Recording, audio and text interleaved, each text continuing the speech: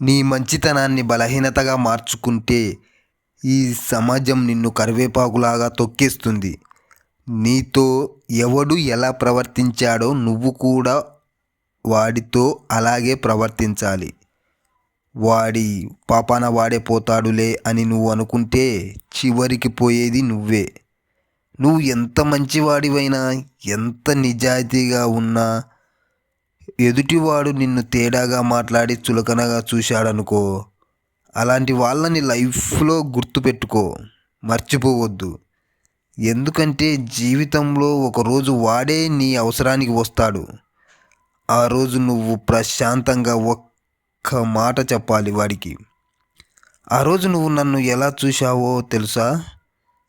నన్ను కరివేపాకులాగా తీసేశావు అని. ఈరోజు తిరిగి నా దగ్గరికి వచ్చావు, ఇప్పుడు నీకు అర్థమవుతుందా? అంతే. అది తిట్టడం కాదు, అది వాడికి గుర్తు చేయడం.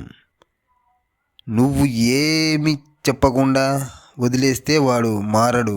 నీలాంటి ఇంకో 10 మందితో అదే విధంగా ప్రవర్తిస్తాడు.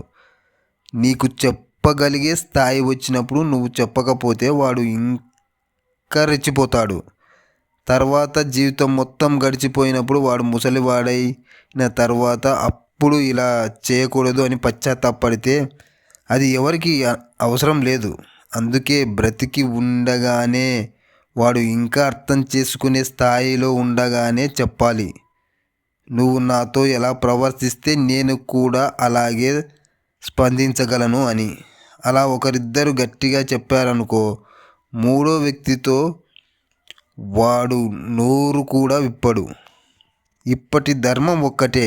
ఈ రోజుల్లో నీతో ఎవడు ఎలా ప్రవర్తిస్తే నువ్వు కూడా అదే స్థాయిలో స్పందించాలి.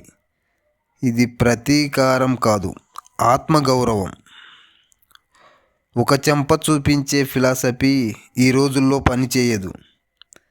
నువ్వు నిశ్శబ్దంగా ఉన్నంత మాత్రాన సమాజం మారిపోదు. నీ యాటిట్యూడ్లోనే ఎదుటివాడికి అర్థమయ్యేలా చేయాలి. ఇలా ప్రవర్తిస్తే ఇలాంటి స్పందనే వస్తుంది అని. అప్పుడు వాడిలో కనీసం భయం పుడుతుంది, ఆలోచన వస్తుంది.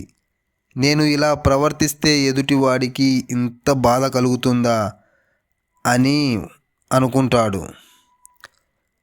భయపడకు, వాడు పెద్దోడు, రేపు అవసరం ఉంటుంది అని భయాన్ని నువ్వు పెంచుకుంటే నీ జీవితం అక్కడితో ఆగిపోతుంది. నీకు నిజంగా దమ్ము ధైర్యం ఉంటే నీ ఎదుగుదలను ఎవ్వరూ ఆపలేరు. దేవుడు కూడా నీ ఎదుగుదలను ఆపలేడు. నీ చుట్టూ ఉన్నవాళ్ళు నీతో మర్యాదగా ఉండాలంటే నువ్వు ముందుగా నీ విలువేంటో వారికి చూపించాలి.